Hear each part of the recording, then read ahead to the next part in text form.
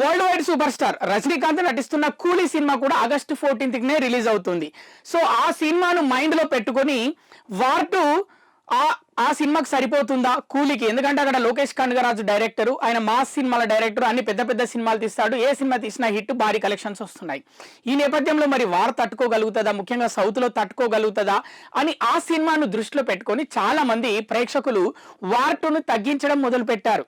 అంటే అది మామూలుగా పెద్ద ఒక అగ్నిపర్వతం ముందు అగ్నిపర్వతం బద్దలవుతుంటే దాని దగ్గరికి వెళ్ళొద్దు, మనం కూడా కాలిపోతామన్న విధంగా వ్యాఖ్యలు చేశారు. కానీ ఇక్కడ అదే ప్రాంతంలో ఇంకో అగ్నిపర్వతం కూడా బద్దలవుతుంది అని ఇవాళ ఈ వార్ 2 ట్రైలర్ చూసాక చాలా మందికి అయితే అర్థమైంది. ఎందుకు అంటే యశ్రాజ్ ఫిలిమ్స్ అంటే వారు సినిమాకి దాదాపు 170 కోట్లు పెట్టి తీశారు మొదటి పార్టీకి.